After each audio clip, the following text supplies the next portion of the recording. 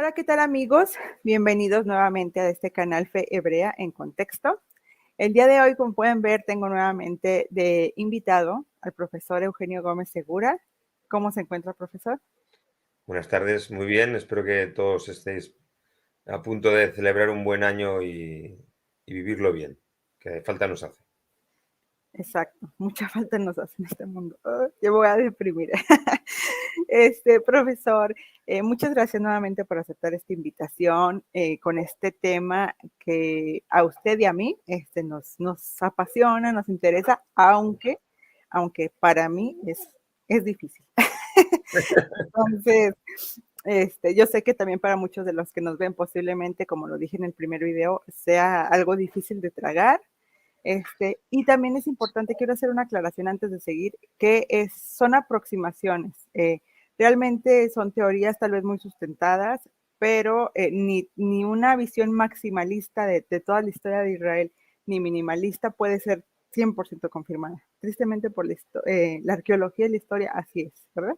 Porque hubo muchos en los comentarios que se quejaban, profe, de que, estos piensan que tienen la verdad absoluta y no, realmente no.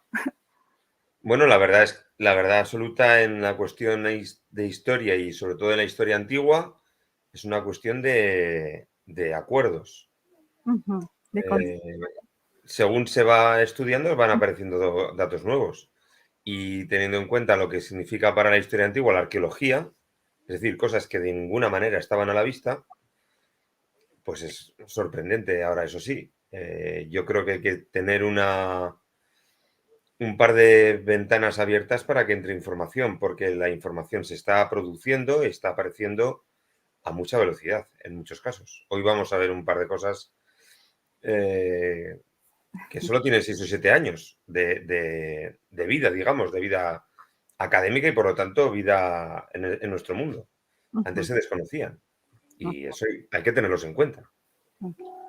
Bueno, pues si es la primera vez que estás viendo un video de estos, te comento que el profesor Eugenio Gómez y yo tenemos una serie de videos, este es el tercero, donde estamos hablando de la religión del antiguo Israel, de cómo este monoteísmo ideal que encontramos en la Biblia de principio a fin realmente parece no haber sido así, sino que fue un proceso evolutivo y que con base a esa evolución de pensamiento, de creencias, la Biblia se fue editando, acomodando, reescribiendo, pues para que pareciera esta historia ideal que todos conocemos. Eso es lo que hemos estado hablando. Hemos hablado en el primer video de esto, de cómo fue la evolución. Hemos hablado de los dioses que aparecen en la Biblia. Hemos hablado de restos arqueológicos. Y el día de hoy vamos a hablar sobre los templos que encontramos en Israel, que pueden ser una evidencia sobre estas teorías y estas hipótesis, ¿verdad? Muchos de estos hallazgos son muy recientes, entonces muchos de ellos aún están siendo analizados y se han hecho algunas propuestas al respecto, pero aún hay mucho que investigar y mucho que aportar al respecto. Y bueno, profesor, pues no sé por cuál quiere empezar usted. Que hay dos tipos de de información novedosa. Una es la que se presenta por primera vez en el sentido amplio y otra es la que se presenta por primera vez al público. Y esa es una presentación muy grande pero más restringida, porque evidentemente lo que se presenta al público ya es conocido por los medios científicos. Entonces, los que queremos aprender un poco de esto y seguimos a los arqueólogos y las publicaciones que se están sucediendo continuamente,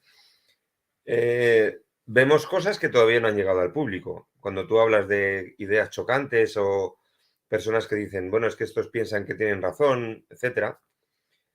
Como decía antes, indudablemente aquí nadie tiene razón. Pero lo que es seguro es que, aun no teniendo nadie razón, es de la máxima importancia aprender cosas nuevas para ver quién puede llegar a tenerla finalmente. Entonces, un par de cosas que yo os voy a enseñar hoy, creo que no están en el compendio de lo que el público en general conoce. Pero son cosas bastante sabidas en los medios científicos y que han motivado la reflexión científica. Esas cosas más o menos antiguas, de 40, 50 años atrás, algunas un poco más, se combinan con las que, como os digo, 6, 7 años, se están dando hace 6 o 7 años, y eso produce, vamos a llamarlo, ciertos terremotos científicos, que son lo que va a llegar al público. Digamos que hoy yo he leído a los grandes autores y hoy voy a intentar explicar lo que ellos piensan o lo que ellos están encontrando. Y son cosas que el público merece saber, porque sobre esas cosas va a tener que determinar luego su posición, digamos. Lo mismo que hacen los investigadores. Pero el público tiene que, si está interesado realmente en saber la verdad, tiene que conocer estos datos para luego recalcular lo que piensa, digamos. Claro, y mire, fíjese que es muy importante lo que dice, yo normalmente aquí en mi canal me gusta compartir hallazgos arqueológicos y trato de hacer, o es parte de los videos que me gusta hacer, compartir, pues encontró tal cosa y así. Pero normalmente, como dice, el mundo o la gente normal, si se le puede llamar así, Sí, somos los normales, los que no nos dedicamos a investigar esto. solamente Estamos nos, los aficionados que buscamos, pero luego están los investigadores. claro. Y esos son otros. Y como dice usted, normalmente son más conocidos estos hallazgos, no sé si decir sensacionalistas o que de alguna forma confirman lo que dice la Biblia, porque eso es lo que hace el boom, ¿no?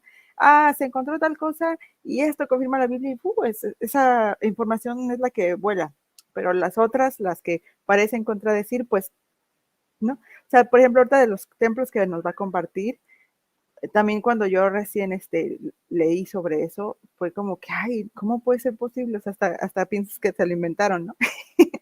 Y ya cuando lo ves ahí dices, no, no, sí, o sea, ¿y por qué nadie me dijo? Así de que, pues es que no Hay que investigaba. tener en cuenta, nosotros tenemos una vida muy llena de datos, muy llena de nuevas informaciones, y es muy difícil eh, encuadrar los datos nuevos en los antiguos si no se tiene tiempo para ello. Entonces, cuando un periodista recibe una noticia, ha de buscar, puesto que es una forma de vida y por lo tanto es un negocio, tiene que rendir, tiene que dar dinero, porque si no el periodista no podría hacer esa labor, eso está claro. Tiene que buscar algo que sea fácil de entender porque él necesita tiempo para escribir o para dedicarse a otras noticias. Entonces hay una serie de hallazgos que no encajan en lo normal, en las explicaciones bíblicas que todos hemos oído, y por lo tanto exigen un trabajo extra que no se puede llevar a cabo.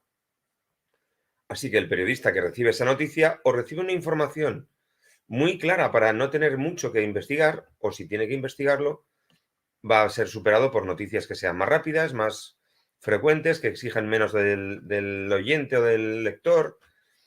Entonces, hay una estructura general en el mundo de las noticias que a veces impide que estas cosas sean conocidas, que no es una maldad, no es una confabulación, no es nada de eso, es simplemente pues que la gente tiene que aprovechar bien el tiempo porque tiene que seguir viviendo con cierta comodidad. Entonces, nosotros recibimos esas noticias y no las encajamos bien. Eso puede llevar a que no las oigamos o nos desentendamos de ellas o resulten tan chocantes que entonces las investiguemos. Ambas cosas pueden ocurrir. Pero el periodista generalmente que tiene que dar noticias necesita que la noticia esté muy machacada. Y como vamos a ver hoy, hace falta un tiempo. Repito, hace falta un tiempo para encajar los datos en otras cosas. Y ese encajar los datos en el mundo de la arqueología bíblica y del mundo del judaísmo exige estudiar lo que ha ocurrido desde el Mar Rojo hasta la frontera con Turquía durante unos 2000 años, desde el Bronce Medio, en 2000, 1800, hasta, si hablamos de judaísmo así consistente, pues hasta la expulsión, la Segunda Guerra contra Roma, la de la época del emperador Adriano, el 136, ya de nuestra era. Entonces esos 2000 años exigen mucho esfuerzo. Esa es la cuestión. Así que solo es un problema de tiempo y el que pueda tenerlo lo dedica y el que no pueda, pues lamentablemente tiene que quedarse con resplandores de ciertas noticias que quedan inconexas, digamos. Por eso lo que haces tú con tu canal, la idea de contexto es muy importante, porque intentamos los que te ayudamos a ampliar el contexto para que las noticias y los datos queden bien entendidos. Muchas gracias por ese apoyo, doctor Eugenio. Y mire, yo he pecado de eso, mea culpa, como dicen por aquí, porque de hecho hasta le envié por correo, no sé si tuvo oportunidad de ver el video de un hallazgo, voy a ponerlo en comillas ahorita, reciente sobre unas inscripciones del rey Ezequías.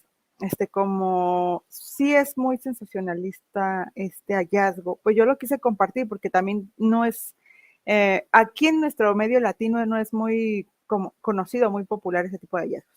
Entonces yo lo quise compartir y todo.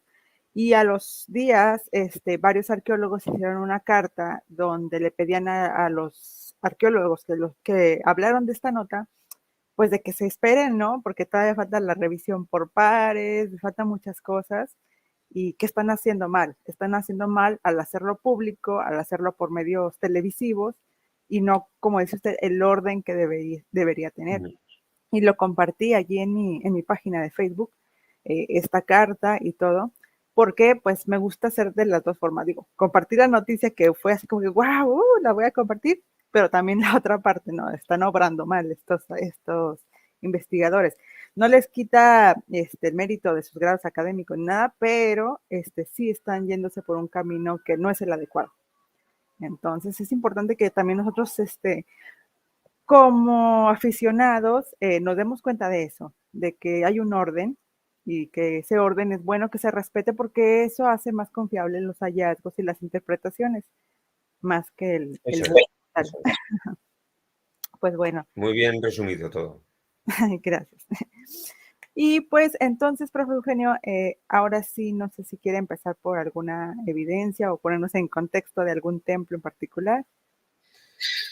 Bueno, lo primero que debemos recordar, porque me imagino que todos tus oyentes lo saben, es que supuestamente en la religión judía solo hubo un templo dedicado a Yahvé, a Jehová, como quiera llamarse, en Jerusalén. Este templo habría sido siempre el que estaría asociado a la monarquía de David, luego con Salomón, se extendería durante el tiempo, quedaría destruido después de la conquista de Babilonia y luego volvería a ser construido ya en época persa. Hablaríamos, por lo tanto, de la época del primer templo hasta que fue destruido este primero y luego la época del segundo templo hasta la segunda destrucción, como hemos dicho, en época de Tito y luego ya terminado finalmente de destruir todo en época del emperador Adriano, el siglo I y II de nuestra era. Esta idea de primer templo y segundo templo ha estructurado todo el conocimiento que tenemos del Antiguo Testamento y de la cultura judía. De hecho, hay muchísimo material, muchísimos libros, obras de la máxima fiabilidad que hablan de judaísmo en el primer templo, judaísmo en el segundo templo, Canaán, Israel, Palestina en el hasta la destrucción del primer templo, etc. Hierro 1, 2, 3 hasta el final del primer templo, etc.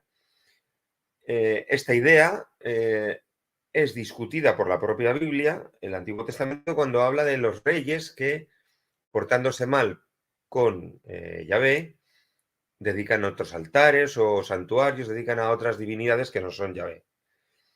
Por lo tanto, nosotros tenemos ahora mismo la posibilidad de confrontar en la propia Biblia informaciones muy concienzudas sobre el famoso templo de Salomón y su reconstrucción, el segundo templo, con atisbos de otros santuarios, altares, etcétera, de otros reyes que no eran y de otros lugares que no eran el de Jerusalén. Cuando nos enfrentamos a estas dudas o a estas dos formas de ver la situación, uno se pregunta, ¿pero realmente hubo todos esos, estuvieron esos altares, hubo todo aquello? ¿De qué nos están hablando cuando hablan de eso? ¿Hay restos arqueológicos de todas esas cosas? Esa es una parte a tener en cuenta. Y la otra es, ¿qué significa que hubiera otros templos? La tradición arqueológica, teológica dice que esos templos se construyeron pese al culto a Yahvé. ¿Podemos entender eso así? ¿O es que realmente había muchos cultos? Serían las dos preguntas básicas que uno puede hacerse. Pero insisto en que estas dos preguntas nacen de la misma lectura del Antiguo Testamento. Porque está ahí. Si uno lee el libro de los Primero y Segundo Reyes o el Primero y Segundo Crónicas, o bueno, como sea la traducción, para Paralipómenos, como quiera traducirse, que son dos lecturas paralelas, 1 y 2 Reyes y 1 y 2 Crónicas, cuentan muchas cosas prácticamente igual, hay variaciones de estilo, etcétera, y algunos enfoques teológicos distintos, pero básicamente se trata de unos se han portado bien con Yahvé y otros se han portado mal con Yahvé. Unos han aceptado otros dioses, otros no han aceptado más que a Yahvé. ¿Pero es eso realmente así? ¿La arqueología nos está dando datos distintos que apuntan a que hubo más templos, hubo más altares, hubo más santuarios y además hubo más dioses? ¿Qué fueron? ¿Y qué fueron esos dioses? ¿Los de siempre o novedades contra Yahvé? Repito, ese es el planteamiento general. Entonces, a partir de ahí, no hay más que examinar lo que está dando la arqueología. Y luego podemos resumir qué cosas se pueden pensar para que cada uno investigue o busque otros autores o lo que sea, y entonces llega a sus conclusiones más o menos acertadas, de aficionado, teológicas, meramente materiales, lo que la humanidad desee. Claro, y como yo siempre les he dicho, busquen ambas opciones o todas las versiones posibles, los hallazgos, los análisis que se les hace al respecto, e incluso el texto bíblico, verlo en su lenguaje, en su lengua original, perdón, en su contexto, porque hay muchos pasajes que a veces pasamos por alto, porque normalmente vemos las historias más conocidas, no, vemos de Noé, vemos de así, pero por ejemplo el libro de Reyes y Crónicas, todo eso, no es muy predicado en las iglesias, ni estudiado como tal, porque muchos pues ya se enfocan solo a la historia de Jesús o a estos grandes pasajes bíblicos, ¿no? Sí. Y hay así como que algunos pasajes que te dan luz sobre realmente lo que pasaba, pero pues los ignoramos. O sea, por ejemplo, lo platicamos en el otro video. Oye, pues que se encontró que había una Asherá en el templo de Jerusalén y todo así como que, ¿cómo crees? No, o sea, ¿cómo crees? Bueno, pero incluso la Biblia lo dice, pero no lo habíamos leído, no lo habíamos puesto atención. Entonces, eso es importante que lo tengamos bien en claro. Apuntas además a otra cuestión muy importante que es la del texto. Una cosa que tal vez se desconoce de la antigüedad es cómo han llegado los textos hasta nosotros. Si alguien de tus oyentes ha estudiado griego o latín, pues se habrá dado cuenta, si ha llegado a estudiarlo a un nivel un poco superior, que los libros de estudio, los textos para traducir, tienen a pie de página unas notitas de cada verso o línea, lo que corresponda, en las que aparecen no explicaciones al texto, como puede aparecer en un libro científico moderno, sino variantes del propio texto que se está leyendo. Es decir, hay una necesidad evidente de coger todos los manuscritos que existen y ponerlos en común, porque si uno se da cuenta, cuando uno escribe a mano, comete errores. Si yo escribo en un texto de la Biblia que me gusta mucho, lo escribo y por un casual me he saltado una línea, porque haya sonado el teléfono, porque se me quemaba la sopa, lo que fuera. Ese texto escrito sí se queda. Si alguien recoge ese texto y lo vuelve a usar, vuelve a escribirlo, bien sea ordenador, no importa, bien sea a mano, va a haber una serie de textos en los que falte una línea. Y todos los que copien ese texto van a tener una línea en falta. Salvo que alguien lo corrija. Alguien diga, aquí falta algo, voy a pensar qué es lo que falta. Y lo añado. Y de repente añado un texto. O digo, este texto no está mal, o sea, no está bien. No es que haya que añadir, es que hay que reordenar porque no está claro. Y cambio el orden de palabras o incluso suprimo alguna para que todo quede bien. Eso, después de 500 o 600 años, ha creado una línea completa de nuevos manuscritos. Lo que hace la filología es recoger esos manuscritos, todos los que haya a nuestra disposición, compararlos e intentar encontrar el texto más cercano al autor. ¿De acuerdo? Pero es un consenso, puesto que es difícil de elaborar el texto con toda certeza, se pone al pie del texto, en la página, las variantes que parecen más importantes, por si acaso alguien no está de acuerdo con lo escrito y dice, bueno, pues a mí me dan esta otra variante que a mí me parece mejor. Y de hecho, en las traducciones, las buenas traducciones de textos griegos y latinos, al principio los traductores dicen, he cogido este texto de la editorial Oxford, de la editorial Teubner, de la que sea, y en estas líneas pienso que la lectura concreta más correcta es esta que pongo aquí y no la que viene en el libro que yo uso. Para que el lector que sabe vea la traducción y diga, ah, no lo he traducido así porque he preferido esta otra palabrita que está en otra familia de manuscritos. Esto es muy fácil de entender con los textos clásicos porque los textos clásicos no están sujetos más que a la copia. Pero ocurre lo mismo con el texto bíblico. Lo que nosotros leemos en nuestras Biblias es un tipo concreto de familia de manuscritos. Porque tenemos la Biblia de los 70, la Biblia, el Talmud de Babilonia, tenemos el texto masorético, tenemos los pesitas, tenemos un montón de sitios en los que aparecen fragmentos del Antiguo Testamento. Ujú. Y hay 6 o 7 lecturas en muchos de ellos. Lectura quiere decir variantes. Una misma frase puede aparecer de 6 formas porque hay 6 ramas de textos, 6 familias de textos, o 7. Entonces, el texto que nosotros tenemos del Antiguo Testamento es también un consenso científico, cuando es una edición científica.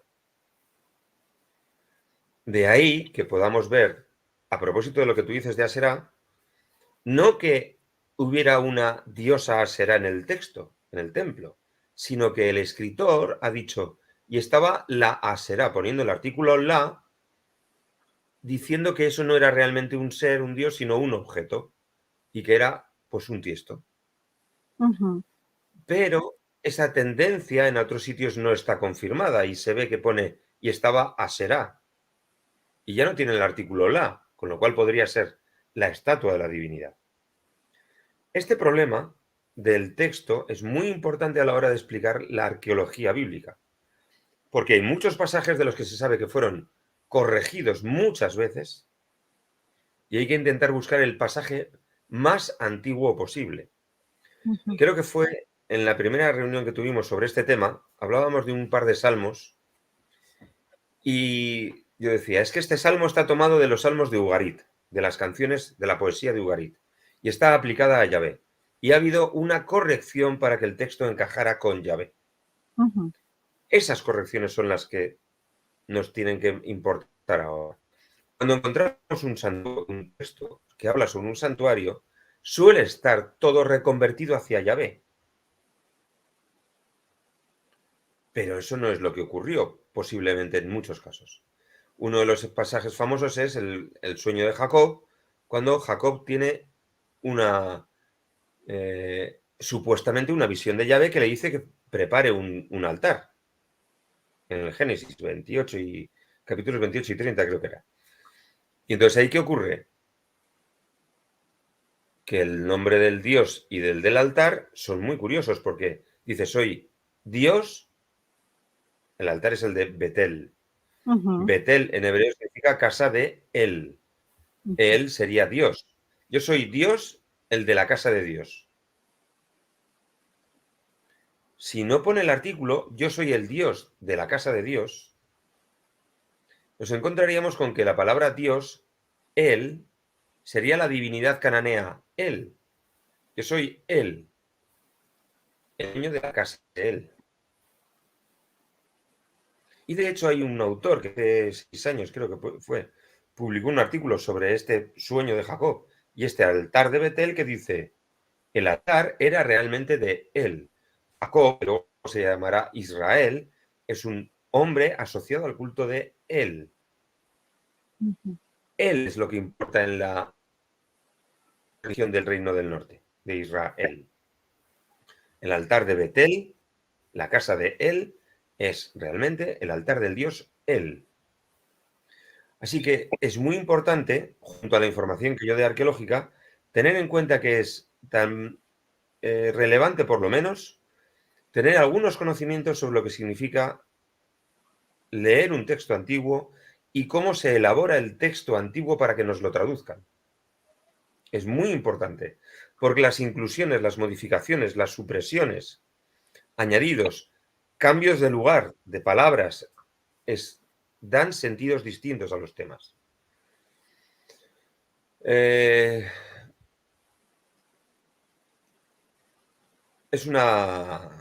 Son los juegos de palabras. Si queremos poner ejemplos de esto, podemos usar juegos de palabras. Aquí de pequeños, cuando estábamos por aquí por España, había uno muy divertido, cuando éramos muy pequeños, que era decir monja muchas veces. Si uno dice monja muchas veces seguida, monja, monja, monja, monja, ¿qué parece que dices? ¿Monja o jamón? Jamón. Es el juego más tonto del mundo. Pero es muy importante darse cuenta de la fuerza que tienen las palabras y lo que significa usarlas bien o cómo es también determinante saber alterarlas. Entonces, nuestros textos, los que explican la arqueología, también tienen su propia arqueología textual. Y los estudiosos buenos necesitan saber hebreo, necesitan saber crítica de textos hebreos, tienen que saber manejarse con las diferentes familias de manuscritos y las distintas ediciones. En este caso, además, también deben saber griego, porque hay una rama, la Biblia de los 70, traducida al griego, que a veces da informaciones más cercanas a la realidad que los textos hebreos, porque es más antiguo. Y como digo, incluso los comentarios al texto hebreo, el Talmud, etcétera, todas estas cosas, todo esto, pueden tener fragmentos muy antiguos que se hayan conservado bien memorizados, mucho más antiguos que lo que luego haya sido escrito en el siglo V, VI, VII en el texto masorético. Así que son dos dificultades, pero creo que no está de más anunciarlas, porque cuando se habla de altares se dice, ¿y qué altares eran esos? Cuando se habla de altares en los techos, el libro de los reyes tiene varias referencias a que los reyes de Israel tenían altares en los techos de las casas. ¿Y eso qué es? Pues un altar en un techo de la casa es un culto al dios supremo, al dios más alto, al dios de la tormenta puede ser, o al dios creador, al que sea. Y tenemos altares móviles, es decir, altares incensivos en los que se quemaba, no sé si de esto hemos hablado alguna vez, esto es interesante, en los que quemaba hierbas aromáticas o la parte de Dios que se quemaba para los dioses. ¿Y por qué se quemaba? Pues esto es muy fácil de ver. Yo me lo aprendí muy bien en la Ilíada, porque el primer canto de la Ilíada, que es una de las cosas que los de clásicas siempre acabamos teniendo que traducir y además con examen. En el primer canto de la Ilíada hay una descripción de un altar, perdón, de un sacrificio, y se insiste en que se quema la carne, la grasa, etcétera, y sube el humo hacia los dioses. Los dioses olímpicos, los dioses que están en el cielo, en la parte superior del cosmos, y no los que están bajo tierra, los reyes, los dioses superiores. Y entonces uno dice, bueno, ¿por qué? ¿Qué pasa con el humo? Pues esto es lo más fácil de ver cuando uno tiene una barbacoa en casa. Qué rico. No se le despierta el apetito cuando huele la barbacoa, porque ahí está la grasa quemándose, que es la sustancia. De hecho, lo normal es que la gente coma la carne con grasa para que tenga más sabor. Si se le quita la grasa, tiene menos sabor. Pero esa grasa es la que da el olorcito también. Entonces, todo eso sube con el humo. Y eso es lo que querían los dioses, porque los dioses se alimentaban de ese humo. La sustancia está en ese humo, digamos. Entonces, esos altares permiten que uno ofrezca a los dioses lo que tiene que ofrecerles. Y si se lo sube al tejado, porque es un altar móvil, perfecto. Se lo ha subido al tejado. Si me permites un momento, voy a intentar encontrar una imagen de esos altares. Tengo un pequeño archivo. Ya lo encuentro. Sí, me dice y lo agrego aquí. porque podría ser interesante. Qué Algo que bueno estoy que haciendo mal. pones lo del ejemplo de la Ilíada, porque hace poco hablaba con otro invitado sobre precisamente este tipo de Sí, rituales y que muchas veces también nos escandalizamos. Ahorita que menciona la quema de algunas sustancias, no, pues que se sí. encontraron residuos de sustancias alucinógenas en un altar en Israel y mucha gente, ay, no, ¿cómo crees?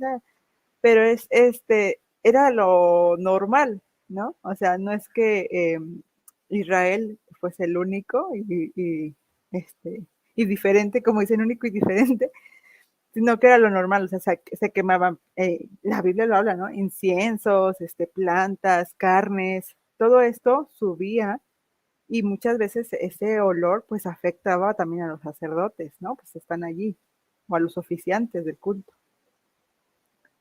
Entonces, como si es algo, Eh, porque en la Biblia también leemos eso, ¿no? De que sube el olor grato a Yahvé, es, a los dioses se les ofrecía el humo, el aroma. claro, claro, es que no es que es así. Eso es Ujú, lo que está, eso es lo que está ocurriendo siempre. Que eh, tenemos la sensación de que todo está aislado. Por eso os decía que que tu programa, tu canal, la idea de poner en contexto es realmente importante. Es realmente importante. Porque uno ya puede enfrentarse a la realidad, digamos. A una realidad muy concreta. La realidad de lo que es, de lo que supone la historia, digámoslo así. ujú. He conseguido que veáis la imagen, ¿no, verdad? Sí, bueno, aquí me parecía Ahí ahí sí, está, ¿la veis?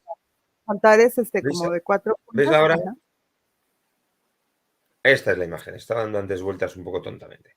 Esto apareció en una ciudad que se llama Tel Rehov. ok, Rehov. Tel Rehov está arriba. Bueno, está el Museo de Israel. Y aquí tenemos dos altares móviles. ¿Los veis? sí, Tienen la forma de los altares de los cuatro cuernos de la consagración, que ujú, está extendido por muchos sitios en el oriente del Mediterráneo. En Creta están los cuernos de la consagración, los altares de cuernos. Está en muchos sitios. Y esto están en parte reconstruidos. Lo más clarito, más liso es lo reconstruido. Lo que está decorado o deteriorado es lo antiguo. Estos son los altares que la gente tenía en su casa para sus oraciones particulares. Entonces, tampoco es cierto que hubiera solo un altar en ujú, Israel, el de Jerusalén. Estaba el altar que cada uno tenía en su casa. Luego, cuando el libro de los reyes nos habla de los altares de, del templo, o sea, perdón, de las casas, está hablando de lo que ocurría realmente, de esos altares. ¿Sí? sí, Es información extrabíblica, arqueológica, que nos está explicando lo que la Biblia dice y que podría haber quedado como oscurecido si no tenemos esa pieza arqueológica. Pero ya está la pieza arqueológica. Y eso es lo que nos confirma que tenemos que leer la Biblia, el Antiguo Testamento, con unos ojos bastante más atentos que lo que leíamos hasta la fecha. exacto, como le digo, mucho más a fondo, estudiarlos realmente. Y una pregunta, aprovechando que ahorita se me ocurre, estos altares que nos mostró eran los de incienso, ¿no?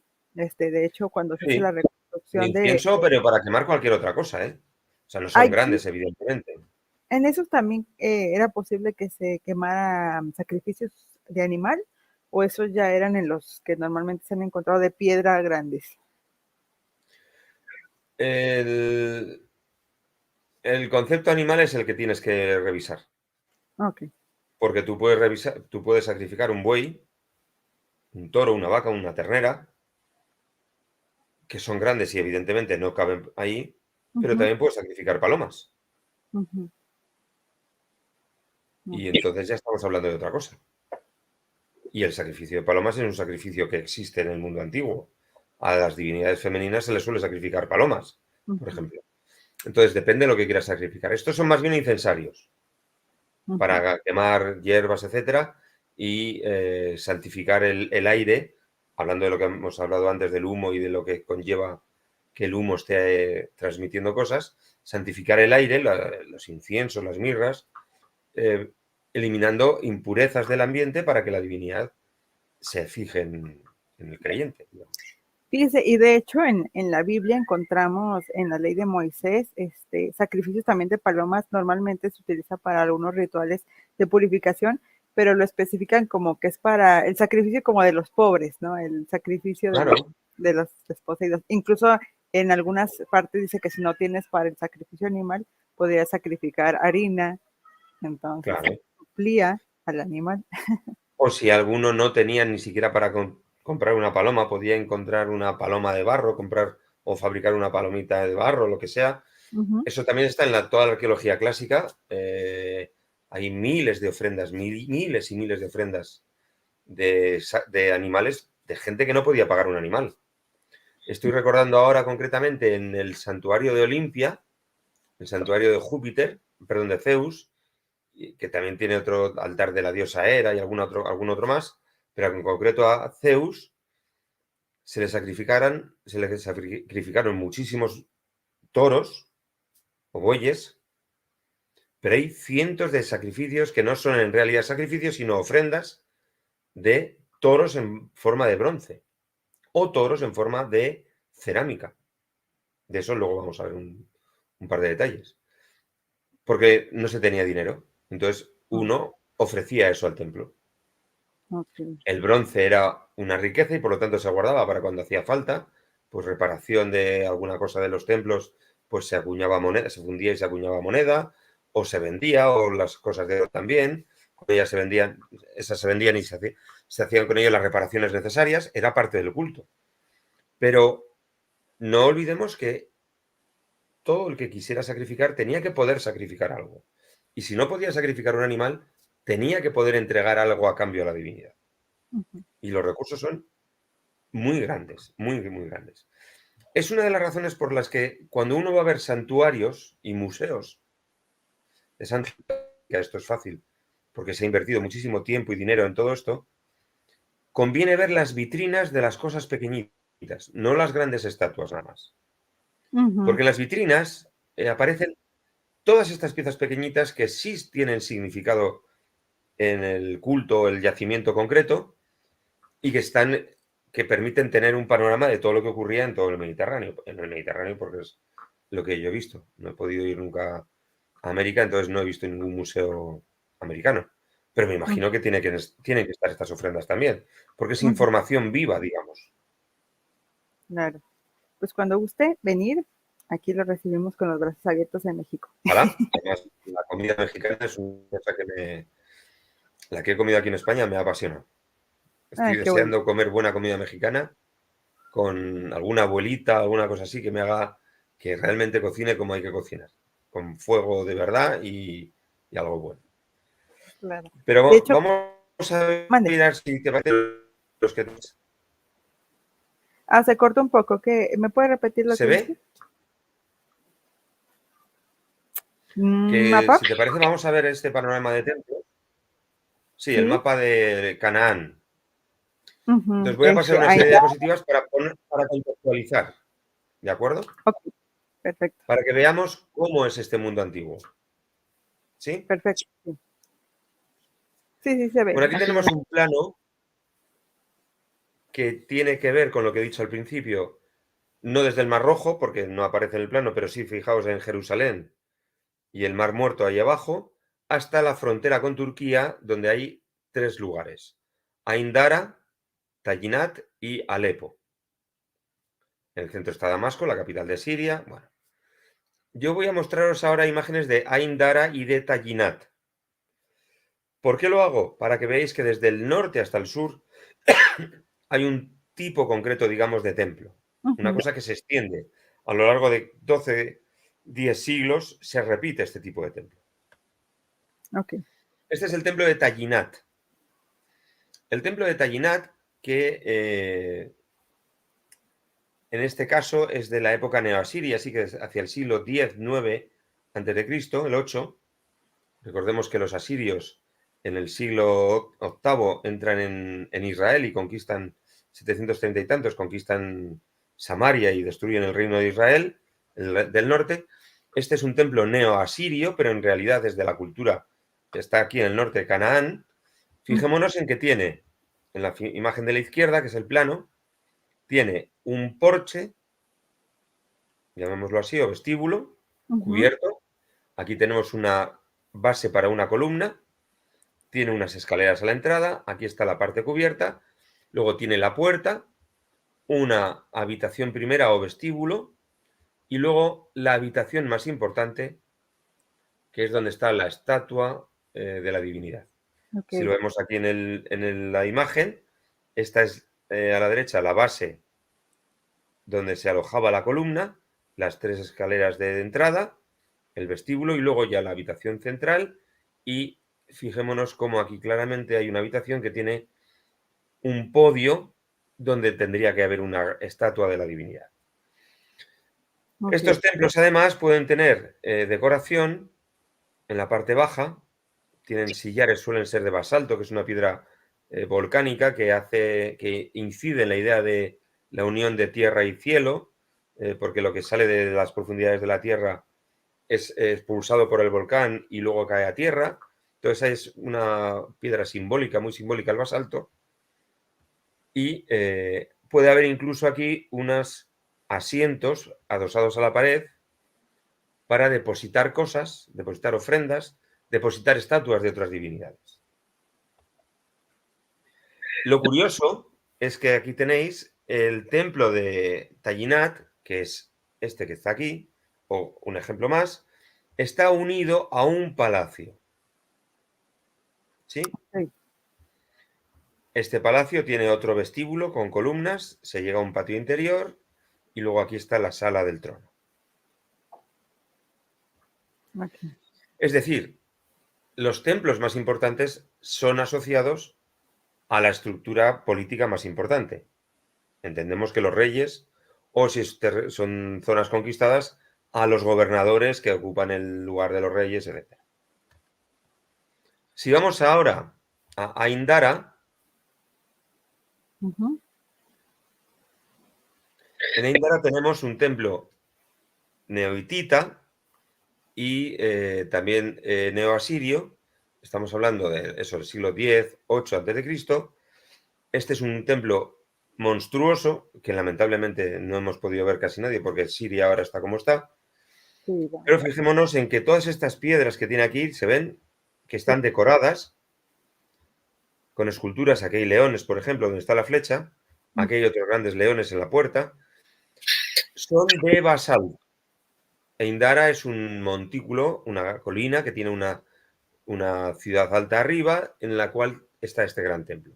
El templo tiene un patio, este es el muro exterior del templo, y este es el templo propiamente dicho, este de aquí. Entonces es un muro rodeando un patio que da acceso al templo y aquí tenemos las escaleras al templo. Pero es muy interesante ver cómo el basalto está señalándonos que es un lugar muy sagrado. Esta es la entrada, fijémonos, con 2 columnas a los lados al templo. Unas esfinges aquí hay una esfinge, aquí hay un león. Bueno, el plano es este. Hay 2 fases. La fase más antigua es muy parecida a Tayinat, que hemos visto antes. Es esta gris. Tenemos aquí entre 1300 y el 1900 a.C., que tiene este pórtico o vestíbulo con las 2 columnas, la cámara, digamos, un vestíbulo, luego tiene una sala principal y aquí el santuario propiamente dicho, que en realidad es una plataforma que cubre la parte final de la habitación principal. Pero si nos damos cuenta es prácticamente lo mismo que hemos visto antes. Cualquier persona que ahora recuerde cómo es el templo de Salomón, cómo se reconstruye, recordará que tiene 2 columnas a la entrada, una cámara principal y el Santa Santorum. Estamos viendo, por lo tanto, algo que es común a todo Canaán, desde el norte hasta el sur, durante 7 siglos. Esto es muy importante. Sí, así es. Tenemos aquí una imagen de una fortaleza judaíta, del reino de Judá, en Tel Arad, un sitio muy interesante que tiene además dentro un templo, que es esto de aquí, esto que señala la flecha. En este templo tenemos un altar, que es esto de aquí, una especie de sacristía o lugar para guardar los elementos de las ceremonias, etcétera, y luego ya el propio templo, que tiene en este rinconcito aquí atrás el Santa Santorum. De esto os puse imagen el otro día. Es muy interesante que este templo de Tel Arad es del siglo VIII, está en los territorios, en los terrenos poseídos por la ciudad de Jerusalén en el siglo VIII, es un templo y en algunas inscripciones que han aparecido aquí en Tel Arad encuentran los estudiosos los mismos nombres o apellidos de los personajes que aparecen asociados al templo de Jerusalén. El sacerdocio de Jerusalén, por lo tanto, se extiende hacia el sur, con un templo en el sur, asociado a una ciudadela, que es un punto de dominio. Es más, ya yo tengo la sensación de que esta ciudadela es un punto de recogida de impuestos, que es otro de los elementos fundamentales de los templos también.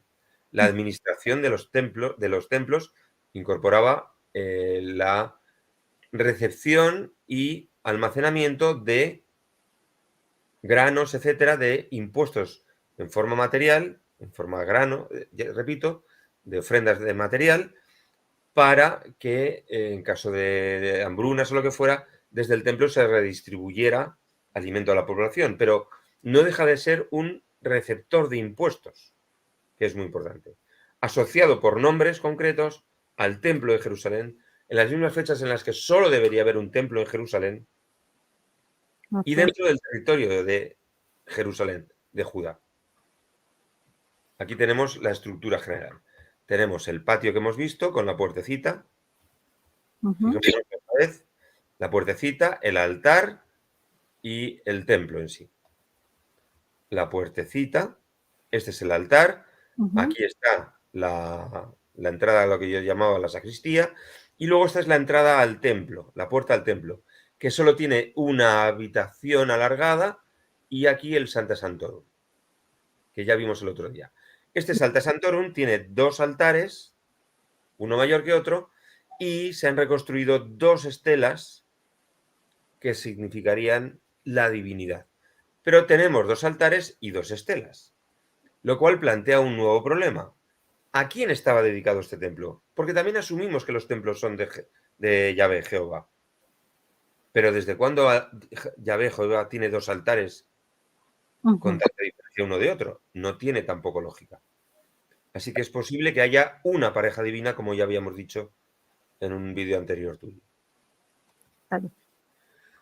Y luego tenemos otro santuario muy importante, pero en este caso del reino de Israel, el altar de Tel Dan, que está al norte, muy cerca del Líbano. Este altar de Tel Dan es de Jeroboam, del rey Jeroboam, que instaló un altar aquí en Tel Dan y otro más al sur para intentar rivalizar con los altares de Jerusalén, ¿no?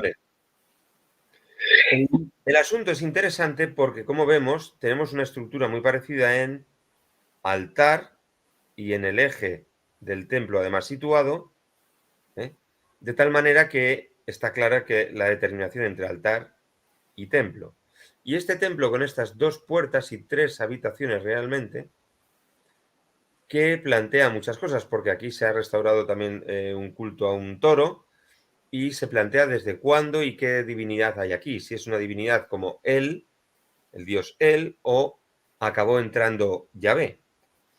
Este artículo que citaba del año 2017 comenta que es muy posible que aquí Jeroboam II, en el siglo VIII, añadiera al culto del dios él el culto del dios Yahvé.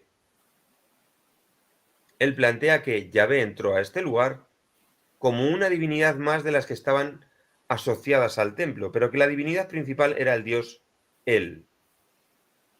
Por eso digo que no solo hay templos, hay que saber a quién están dedicados los templos. Okay.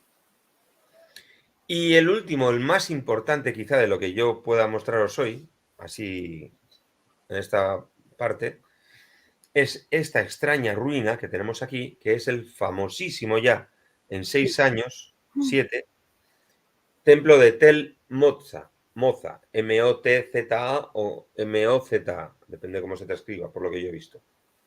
Aquí tenemos, aunque parezca mentira, un templo. El templo lo vemos de la siguiente manera. Este es el altar, este cuadradito, por lo tanto esto ya nos da el eje. Hay también reconstrucción. Este es el muro del templo, que se correspondería aquí, pero no se ha hallado, está estropeado. Fijémonos como aquí hay otro muro, ¿lo vemos? Sí. De tal forma que esto seguiría hacia la izquierda, con este trozo de muro aquí, y aquí atrás. De tal manera que tendríamos el altar, la parte delantera del templo, otra habitación aquí y una última. Hay una reconstrucción, esto es un añadido tardío. El altar, ¿lo veis aquí? Sí. Aquí estaría una especie de sacristía. Y esto es lo que se conserva. Fijémonos en esta forma que tenemos aquí, ¿lo veis en la flecha? Sí. Aquí está la línea negra fuerte y luego esto es otra línea distinta. Y aquí se reconstruye, ¿veis?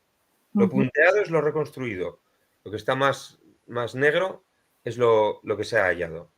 Tenemos uno de esos bancos que he comentado antes para colocar estatuas, ofrendas, etcétera, uno a un lado y otro a otro.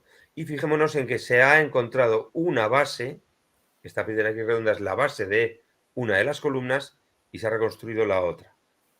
Tenemos, por lo tanto, la estructura que hemos visto: altar, dos columnas y puerta, y luego ya el interior del templo. Esto es lo que se reconstruye: el altar, una puerta con los dos pilares, la sala exterior, el pórtico aquí está abreviado, digamos, no tiene profundidad, pero está la sala central y el santuario.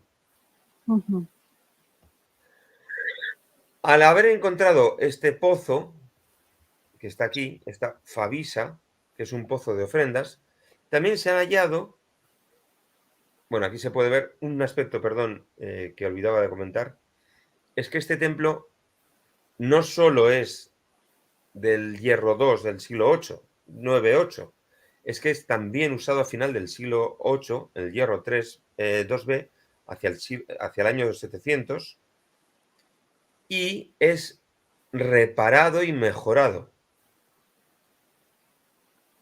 Esto quiere decir que su importancia era grande, porque hubo necesidad de repararlo. Pero lo más fantástico de este templo no solo es que exista, es que solo está a 6 kilómetros de Jerusalén. Con lo cual, la idea de que solo habría un templo en Jerusalén, hemos visto Tel Arad, pero está a unos 100 kilómetros, 80, 100 kilómetros al sur, ya es lejano, un templo de distribución, de reorganización territorial y económica, pero a 6 kilómetros de Jerusalén, otro templo como el de Jerusalén, esto sí es lo chocante de Tel Moza. Esto es lo más interesante quizá de Tel Moza. Es lo que tiene que hacer cambiar, por la cantidad de preguntas que despierta, el sistema general de la ordenación de los templos y del territorio de Judá asociado a un solo templo, porque ya es evidente que no hay, porque ya tenemos 3, y uno muy cercano a Jerusalén. ¿Por qué uno tan cercano a Jerusalén si todo radicaba en Jerusalén? Esto ya se desmorona simplemente con este templo. Hallado, como digo, hace 7 años en las obras de una autovía. De hecho, hay un puente que pasa por encima del yacimiento. Está nada más salir de Jerusalén hacia la carretera hacia Tel Aviv, se sale de Jerusalén y ya cuando se gira hacia el noroeste para ir a Tel Aviv, antes de pasar en la zona de Maús, por ahí hay un puente y debajo está el yacimiento. Yo no lo he visitado porque hay que ir, no te tienen que llevar. Yo no, lamentablemente no he podido ir, pero he pasado 4 veces en los últimos 3 años o por encima. Y siempre me lo ha indicado un amigo arqueólogo. Mira, aquí debajo está Tel Moza. Entonces, es que está junto a Jerusalén. Es muy interesante. Pero también es muy interesante estas figuritas que han aparecido allí. Porque estas figuritas, según un artículo hace 2 o 3 años de de Garfunkel, podrían ser imágenes de Yahvé. Yahvé asociado al caballo. O bien, como dicen otros estudiosos, son imágenes de devotos que ofrecen su estatua para mostrar su entrega al Dios. Ahora aquí estamos en el debate de si este es Yahvé o estos son hombres. Pero tenemos exvotos, lo cual contradice otra vez eso de que no se pueden crear figuras humanas ni figuras de animales. Porque esto es Telmoza, es hacia el año 700 y está a 6 kilómetros de Jerusalén. Con lo cual, como podemos ver, la arqueología está abriendo muchísimas cosas que están en el Antiguo Testamento, pero que están con una visión, como he dicho antes, determinada por los textos. Sí, permítame, voy a salir de la pantalla. Sí, estamos. Ok, ahí está. Eso es. Entonces, como vemos, la Sí, de información hecho, está ahí y es interesante. sí recuerdo ese artículo que creo que decía el rostro de Dios y ponían a Sí, estas figurillas. Este, efectivamente. también, aquí yo quería comentar o preguntar más bien, entonces este templo de Tel Motza, porque yo había leído algunos proponentes de que estaba en servicio a la par del templo de Salomón. Claro. Por lo Bueno, tanto, yo preferiría decir el Templo de Jerusalén. bueno, el templo de Jerusalén, pero me refiero a que estaba en el mismo tiempo que incluso la vida de Salomón. O sea, en el tiempo que Salomón Eh, estaba ese templo ahí. es posible. Pero es que es lo lógico, porque los santuarios no solo estaban en las capitales. Los Uh-huh. templos no solo estaban en las capitales. Igual que hemos visto altares móviles, hay un yacimiento también al sur de Jerusalén, Tel Kafaya, en el que han aparecido varios templos de cerámica que tenía la gente en sus casas, Sí, con 2 columnas. unas casitas, ¿no? Sí, sí, sí, sí. Son los templos de Tel Kafaya. Entonces son interesantes porque la gente tenía sus pequeñas colecciones sagradas en casa. Uh-huh. Entonces, hay muchas cosas que contar aquí, que el Antiguo Testamento está contando, pero que las cuenta, pero cosas que cuenta desde una perspectiva muy concreta. Solo Yahvé, solo Yahvé, solo Yahvé. Y como hemos dicho en programas anteriores, en vídeos anteriores, la revisión que se hace ahora es que eso es simplemente tardío, intentando que toda la historia de Israel fuera de una forma y forzando los antiguos datos a que fueran solo de una forma. Uh-huh. Digamos. En este caso, creo que es útil usar un poco de etimología del castellano. La palabra forma es una palabra que en el lenguaje coloquial ha dado otra cosa que puede ser muy útil ahora mismo para nuestro cambio de visión. Uh-huh. La palabra forma da la palabra horma. Y horma es lo que se pone en los zapatos para que se den de sí y no hagan daño a los pies. Eso se llama ahormar, a formar, que la forma que se desea acabe por estar en el objeto que tenemos. Entonces, la idea que yo creo que puede ser útil es que nos demos cuenta de que los escritores del Antiguo Testamento, tardíos, ahormaron la historia de Israel. Le dieron la forma de Yahvé a lo que no tenía forma de Yahvé. Ahormaron su historia. Esa es la sensación que se desprende, digamos, si uno sigue estudiando todas estas cosas, todos estos detalles, los análisis técnicos de los textos bíblicos, etcétera, etcétera, etcétera. Ok. Y, profesor, veamos estas formas de los templos y cómo es muy semejante a lo que dice la Biblia respecto al templo de Jerusalén, ¿no?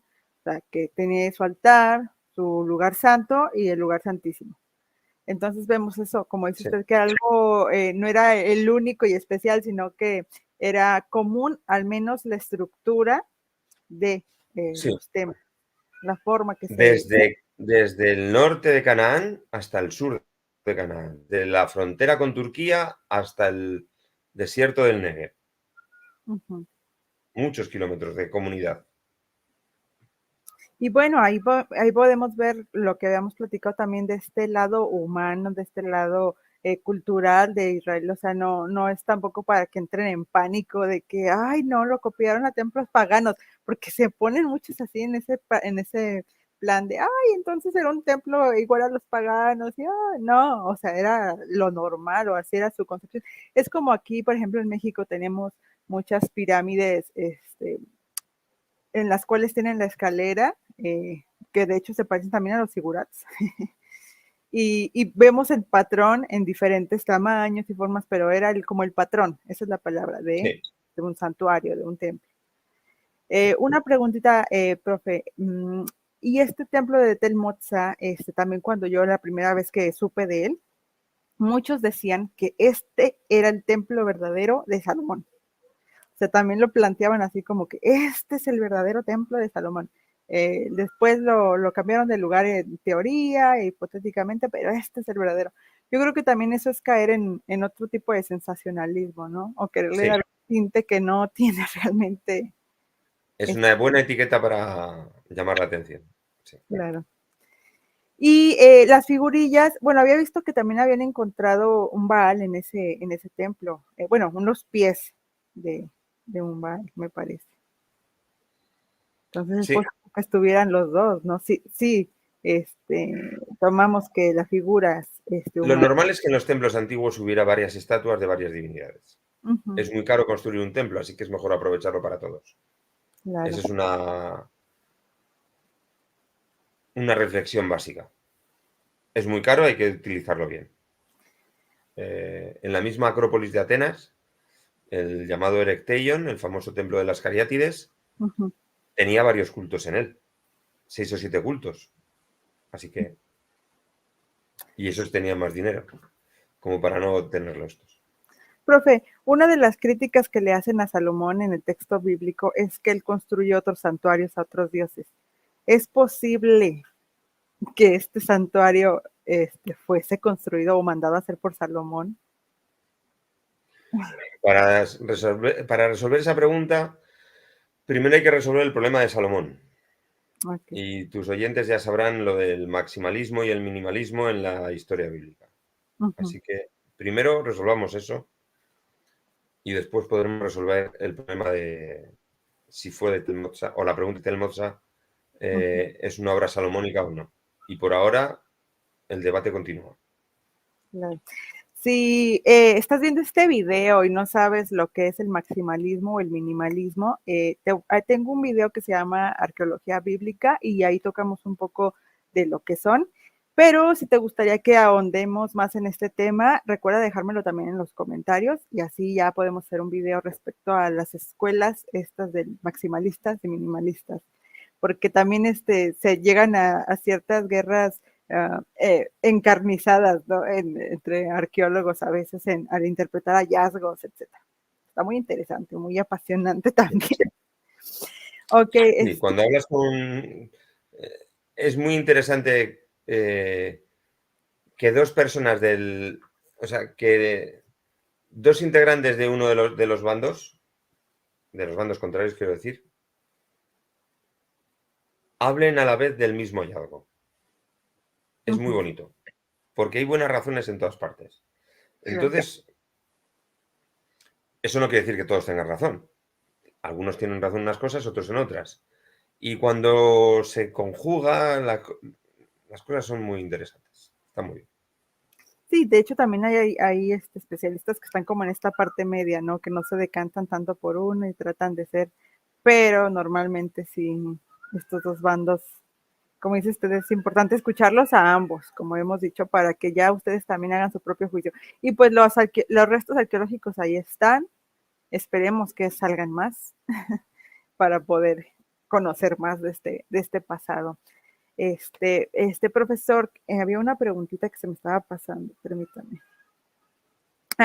Lo de las figurillas eran estos también terafines, ¿no? Que les llaman en la Biblia, que eran como dioses pequeñitos. Yo había visto, o usted se me puede decir, que en algunos restos arqueológicos había como una especie de hoyo en la pared y que nichos que se teoriza que allí se ponían también las divinidades. Claro, porque tradicionalmente esos nichos se utilizan para depositar figuras. No, vamos, que está por todo el Mediterráneo oriental. Yo lo he visto lo he aprendido en muchos sitios. No sería de extrañar. Muy bien, profesor. Y bueno, gente, si ustedes quieren hacer un paralelo con nuestra actualidad, todavía hay algunas personas que practican el tener sus dioses, sus santos, en sus casas, les encienden veladoras. Es prácticamente lo mismo, ¿no? Sí, es así, es el mismo uso. Es Claro. el mismo uso. Profe Eugenio, y antes de terminar, si pudiésemos resumir toda esta evolución del politeísmo al monoteísmo, ¿cómo lo podríamos hacer? ¿Cómo pasaron de este politeísmo común a un monoteísmo imperante o impositivo, dominante? Hay que tener en cuenta que las divinidades, el éxito de las divinidades depende del éxito de las personas que creen en ellas. Parece que esto es muy material o demasiado humano, pero realmente, si los creyentes tienen éxito, esa divinidad tendrá éxito. Eso es lo que se puede comprobar a lo largo de la historia. Las divinidades de los pueblos que han sido sometidos, que han sido derrotados, que han desaparecido con esos pueblos. Las divinidades de los pueblos vencedores son las que se mantienen.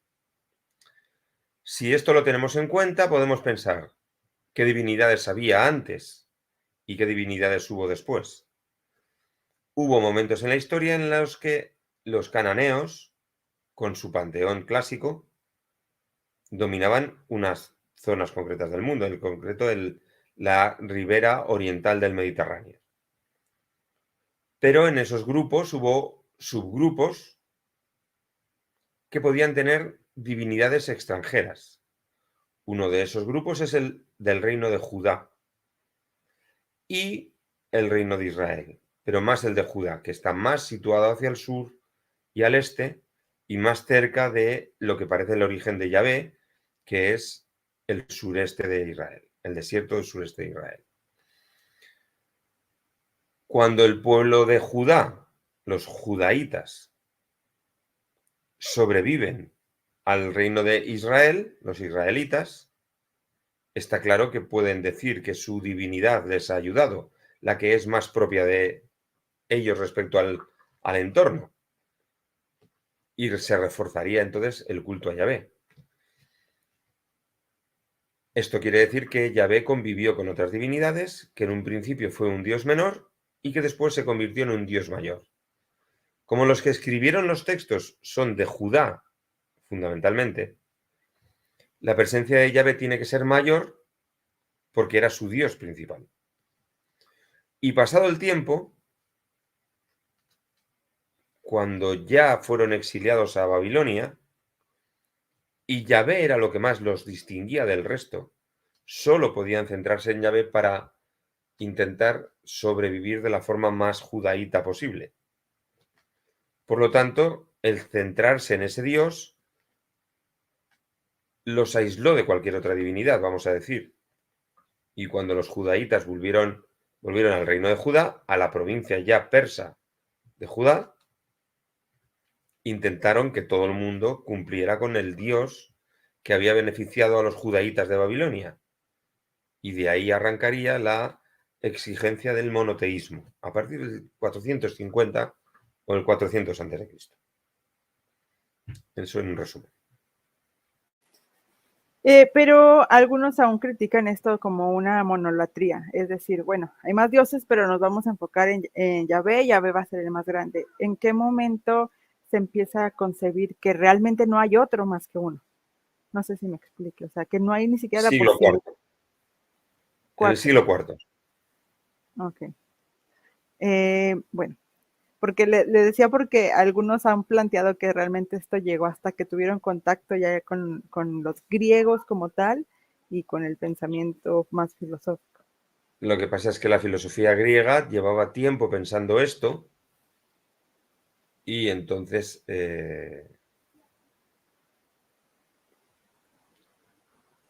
se encontraron con una digestión ya de estos problemas que pudo venirles bien. Ujú. Eso sería una forma de verlo. Aproximadamente, ¿en qué tiempo encontramos este pensamiento monoteísta en los griegos? Pues si hablamos de Genófanes de Colofón, hablamos del 490 a.C., por ejemplo, Okay. que ya habla de esto, y algunos otros también. Bueno, pues sin duda sigue siendo un tema súper interesante, doctor Eugenio. Yo siempre me quedo con ganas de más. Bueno, ya hicimos 3 videos, pero me quedo así como que, ¡ay, qué interesante! Bueno, Y pues quiero, ya veremos. bueno, ya está la promesa. Más adelante vamos a seguir tratando temas así, si usted me lo permite. Si sigues viendo este video, y te digo, es el primero que ves, tengo otros 2 con el profe Eugenio sobre este tema. Eh, Estoy buscando la forma de también poder hablar con alguien que tenga una visión más maximalista para que tengamos los 2 puntos de vista. Sin embargo, yo quiero aquí decirlo a título personal y como creyente que soy, que realmente nos pongamos a pensar, si realmente no fue la historia, ha sido un monoteísmo ideal como tal, realmente cuánto afecta a tu fe. O sea, yo quiero preguntártelo y quiero que me lo dejes en los comentarios, porque para algunos sí suele ser devastador, para otros no tanto. Y ya cuando lo digieres, bueno, en el caso para mí, ya no es tanto, pero al principio sí, sentí que se me movió el piso, pero ya lo vas digiriendo y vas viendo esta parte humana, esta parte como vemos aquí que en los griegos también se comenzó a dar este monoteísmo y bueno, en mi caso allí veo la revelación de Dios. Cada quien puede verlo como mejor le parezca. Profe Eugenio, háblenos de su curso que va a estar dando en el Instituto Limut. Pues gracias por la ocasión que me das de hablar de ello. En enero empezaremos un curso con Limud, espero que haya suficiente matrícula, sobre los primeros cristianos y las ideas que tenían sobre Jesús y sobre ellos mismos, para ver cómo se fue conformando la idea del Jesús final que tenemos. Será un día a la semana, los martes, durante 2 meses, desde el 17, me parece, de enero hasta el 7 de marzo. Eso es martes. Y bueno, a ver si el público está de acuerdo en el tema y conseguimos sacarlo adelante. Gracias de todas formas por el comentario. No, claro, y por ejemplo, si alguien le interesa, ¿dónde puede comunicarse? Tiene que ir a la página de Limud México. Ahí es Bueno, donde tendrá la información. ok. Bueno, doctor. Pues muchas gracias nuevamente por haberme aceptado esta invitación. Siempre es un No, placer gracias. estar con usted y más de temas. Gracias a ti porque permites hacer cosas que normalmente no se pueden hacer. Eso de contextualizar es una cosa que te honra, digamos. Gracias. Y bueno, ya saben, amigos, si les gustó este video, que yo sé que sí, dejen su like. Recuerden suscribirse si no se han suscrito. Recuerden dejar sus comentarios respecto al tema, son bienvenidos. Y pues nos estaremos viendo próximamente. Esperemos que con el profe Eugenio muchas veces más. Entonces, pues nos vemos pronto. Saludos a todos. Hasta luego y shalom. Adiós. Adiós.